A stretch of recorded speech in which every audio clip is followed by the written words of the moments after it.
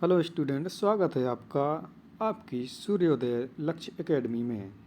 तो आज हम हिंदी के प्रैक्टिस सेट के बारे में जानेंगे और उसके अंतर्गत महत्वपूर्ण क्वेश्चनों का अध्ययन करेंगे। तो चलिए शुरू करते हैं। निम्नलिखित में से व्यक्तिवाचक संज्ञा कौन सी है? तो आपको इसमें से व्यक्तिवाचक संज्ञा बतानी है।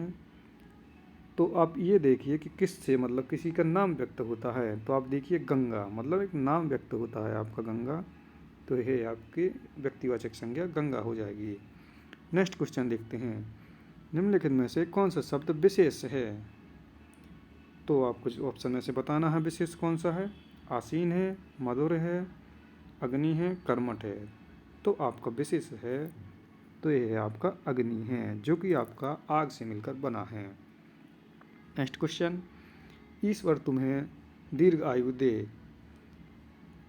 तो आपको ये बताना है कि कौन सा वाक्य है। इसमें वाक्य का भेद बताना है आपको। मतलब इसमें क्या है, ईश्वर तुम्हें दीर्घ आयु दे, जो कि क्या है, एक आपको एक इच्छा व्यक्त की जा रही है किसी के द्वारा कि आपकी लंबी उम्र हो। तो ये है आपका ऑप्शन सी, इच्छावाचक वाक्य सही होगा। नेक्स्ट क्वेश्चन देखते हैं। ये है आपका निम्नलिखित में से कौन सा शब्द स्त्रीलिंग में प्रयुक्त होता है? तो आप स्त्रीलिंग शब्द देखेंगे कि कौन से स्त्री जाति का बोध होता है।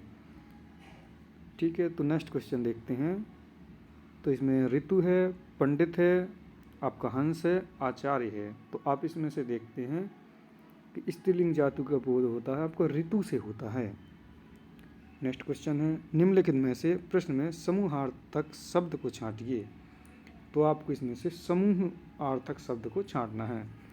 तो ऑप्शन 1 है कार है, ऑप्शन 2 आवश्यकता, ऑप्शन 3 समवाय, ऑप्शन डी पूर्ति। तो आपको इनमें से बताना है। तो आपको इनमें से राइट आंसर होगा समवाय। नेक्स्ट क्वेश्चन, किस क्रमांक में अकर्मक क्रिया है? तो आपको इसमें से बताना है कि कौन सी अकर्मक क्रिया है। तो ऑप्शन ए है वह दिन भर खाता रहा, ऑप्शन बी है वह रात भर नहीं सोया, ऑप्शन सी है वह ही सदा दोहता है, उसी ने बोला था। तो आपके इसमें से ऑप्शन ए राइट आंसर होगा, जिसमें है कि वह दिन भर खाता रहा। नेक्स्ट क्वेश्चन है, किस क्रमांक में वाक्यगत अपादान कारक है? आपको ये बताना है कि किसमें अपादान कारक है। ऑप्शन ए वह बाण से छेदता है, ऑप्शन बी मुझसे कब कहा, ऑप्शन सी वह सिंह से भीत हुआ, वह शहर गया। तो आपको इसमें देखना है कि वह सिंह से भीत हुआ, मतलब सिंह से डर गया, ठीक है, भयभीत हो गया। इसमें ऑप्शन आपका सी सही होगा। नेक्स्ट क्वेश्चन देखते हैं, किस क्रमांक में वाक्यगत सही विराम चिन्ह है? आपको इनमें से बताना है कि विराम चिन्ह का सही प्रयोग किस वाक्य में हुआ है। तो आप क्वेश्चन देखते हैं। पहला ऑप्शन ए है नारी तुम केवल श्रद्धा हो, मैं कब कहाँ, मैं लखनऊ जाऊंगा और पटना ना जाऊंगा। ऑप्शन सी कैसे घूमूंगा, मैं हाय लंका धाम में। ऑप्शन डी एक बार मोहन जयपुर गया था और वहाँ से पुस्तकें खरीद लाया। तो इसमें आपका सही विराम चिन्ह का प्रयोग हुआ है, तो वो ऑप्शन ए में हुआ है, जिसमें नारी तुम केवल श्रद्धा हो। नेक्स्ट क्वेश्चन देखते हैं, किस क्रमांक में शब्द युग्म का सही अर्थ भेद है? तो आपको सही अर्थ भेद बताना है। तो आपका ये है कि इसमें से आपका ये ऑप्शन सही होंगे, जो कि आपको तरणी मीन्स होता है सूर्य, और अगर बड़ी बड़ी लगी हो तो ये होता है आपका नाव। ठीक है, और नेक्स्ट क्वेश्चन पर चलते हैं। किस क्रमांक के वाक्य में निजवाचक सर्वनाम है? आपको ये बताना है कि मतलब स्वयं के लिए प्रयुक्त कौन सा हुआ है, उसका पता लगाओ। इसमें नहीं हुआ है। ऑप्शन बी जिसकी लाठी उसकी भैंस, इसमें भी स्वयं के लिए कुछ बात नहीं कही गई है। ऑप्शन सी सब मैं काम अपने आप कर लूँगा, ये इसमें कहा गया है कि मैं खुद कर लूँगा। ठीक है, तो आपका ये ऑप्शन सी राइट आंसर हो जाएगा। Option D. नेक्स्ट क्वेश्चन है, तेज़ गर्मी में चलने के कारण डैश वह हो गया है। तो आपको बताना है कि क्या हो गया। अब ऑप्शन ए निश्चेतन हो गया, वह बी निर्जीव हो गया, मृत हो गया, अचेतन। तो आपको पता है कि निर्जीव शब्द वैसे जिसमें जान नहीं हो तो इसके लिए प्रयुक्त होता है मृत, जिसकी डेथ हो गई हो। वो अचेत हो गया हमारे, और मूर्छित हो गया है, तो आपका ऑप्शन डी सही होगा। नेक्स्ट क्वेश्चन पर चलते हैं। कई दर्शकगण किस विशेषण का उदाहरण है? तो आपको इनको बताना है कि कई दर्शकगण में कौन सा विशेषण है। तो आप एक अंदाज देते कि कई की बात करिए, आपको पता नहीं है कि कितने हैं, ठीक है। ऑप्शन ए निश्चित संख्यावाचक विशेषण, अनिश्चित संख्यावाचक विशेषण, तो आपका निश्चित परिमाणवाचक विशेषण, अनिश्चित परिमाणवाचक विशेषण। तो इसमें आपका ऑप्शन बी राइट हो जाएगा, जिसमें कि अनिश्चयवाचक संख्यावाचक है, क्योंकि इसमें कोई संख्या का पता नहीं है कि कितनी संख्या थी, ठीक है। नेक्स्ट क्वेश्चन पर चलते हैं। मक्खी शब्द का तत्सम रूप क्या है? आपको मक्खी शब्द का तत्सम रूप बताना है। ऑप्शन ए मक्षिका, ऑप्शन बी माछी, ऑप्शन सी मच्छी, ऑप्शन डी मक्षिका। तो आपको ये याद रखना है कि जो तत्सम शब्द होते हैं वो संस्कृत के ज्यों के त्यों रखे होते हैं, संस्कृत में ही होते हैं, जो कि बोलने में थोड़ी कठिनाई होती है। और तद्भव शब्द वे होते हैं जो संस्कृत से परिवर्तित हो जाते हैं। तो आपको दे यहाँ ऑप्शन डी मक्षिका, जो कि आपका सही आंसर है।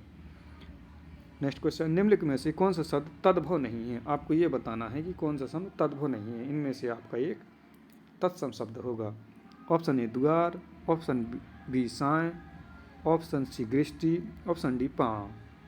तो आपको पता है कि ऑप्शन बी राइट आंसर होगा, क्योंकि ऑप्शन बी एक तत्सम शब्द है जिसका तद्भव शब्द होता है, तो इसका साम तद्भव शब्द होगा।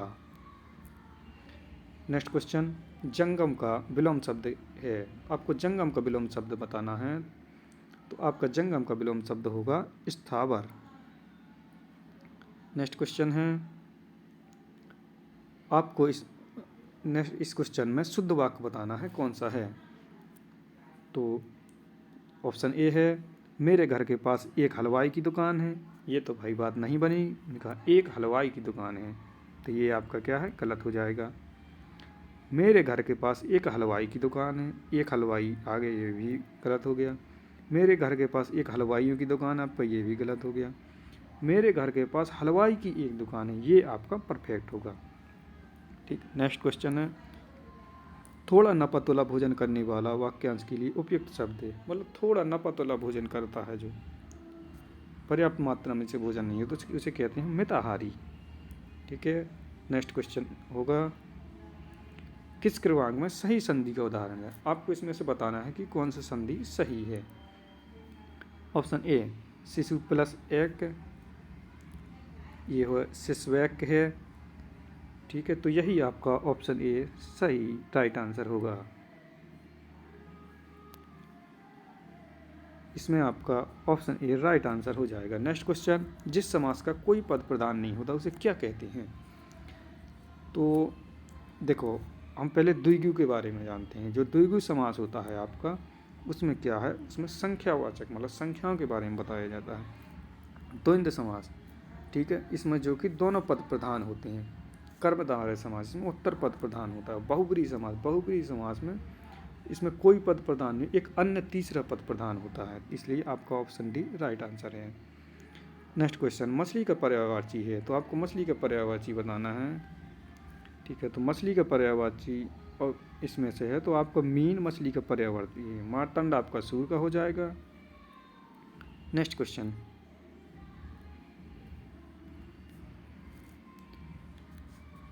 जो भाव मन में केवल अल्पकाल तक संचरण करके चले जाते हैं उन्हें कहा जाता है।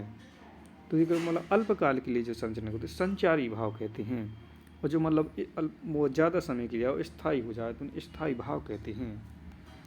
और नेक्स्ट क्वेश्चन है, छंद शास्त्र में दशाक्षर किसे कहते हैं? जो आपका छंद शास्त्र है उसमें दशाक्षर आपके ला और गा के वर्णों को कहते हैं। नेक्स्ट क्वेश्चन है, राज्यपाल में कौन सी संज्ञा है? तो आपको बताना है कि राज्यपाल में कौन सी संज्ञा है। देखो, राज्यपाल आपको इसके एक व्यक्ति के बारे में तो पता नहीं चल पा रहा, तो आपका ये क्या है, ये रॉन्ग हो जाएगा।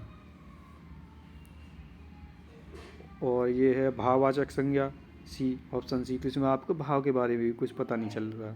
समूह है, इसमें ग्रुप की बात नहीं हो रही है। तो आपका एक जाति के बारे में, मतलब राज्यपाल एक जाति की बात हो रही है। ठीक है, राज्यपाल एक जाति शब्द है। उन्हीं का नेक्स्ट क्वेश्चन है पारा ना उतरना, इस मुहावरे का उचित अर्थ क्या है। अब उनने कहा पारा नहीं उतरता भाई, उनके गुस्सा शांत नहीं हो रही। तो इसमें आप क्या करेंगे, मतलब गुस्सा शांत नहीं हो रही, मतलब वो शांत ही नहीं हो रहा, तो इसे क्या कहेंगे, अशांत। नेक्स्ट क्वेश्चन है हाथ कंगन को आरसी किया, लोकोक्ति का सही अर्थ है। ठीक है, तो इसमें क्या होता है कि जो हाथ कंगन को आरसी किया, इसमें होता है जो प्रत्याशी को प्रमाण की आवश्यकता नहीं होती। ठीक है, तो इसमें ऑप्शन सी सही हो जाएगा। नेक्स्ट क्वेश्चन देखते हैं। तो इसमें आपको बताना है कि पुल्लिंग परिवर्तन का सही विकल्प बताना है कि कौन से, मतलब पुल्लिंग स्त्रीलिंग से पुल्लिंग में सही हुआ है, सही विकल्प है। और ऑप्शन ए है सामग्री से सम्राट बना है, ये आपका सही है, यही आपका सही आंसर हो जाएगा। क्योंकि आप कवित्री में देखते हैं तो इसमें कवि गलत लिखा है, इसमें छोटी वी होगी। ठीक है, इसमें आपकी छोटी वी हो जाएगी। और इसी प्रकार ऑप्शन बी में ठाकुरायन की जगह ठाकुर हो जाएगा। और ऑप्शन डी में रानी की जगह राजा हो जाएगा। तो आपका यहाँ ऑप्शन ए सही आंसर होगा। और नेक्स्ट क्वेश्चन देखते हैं। नृप, आपको नृप के समानार्थी बताना है, मतलब नृप मीन्स राजा के समानार्थी। जी या राजा का त्रिलोचन जी आँख के हो गए, रुद्र जी हो गए, भूदेव महादेव जी आपके शंकर जी के हो गए। ठीक है, तो ऑप्शन सी भूप महीप आपका यही राइट आंसर हो जाएगा। नेक्स्ट क्वेश्चन, ब्राह्मी से किस लिपि की उत्पत्ति हुई है, ये आपको मोस्ट इम्पोर्टेंट क्वेश्चन है। तो आपको ब्राह्मी से किस लिपि की उत्पत्ति हुई, तो आपकी ये हुई है देवनागरी लिपि से। ठीक है, तो ये था आज आपका दोस्तों प्रैक्टिस सेट, बताना कैसा लगा है। ठीक है, धन्यवाद।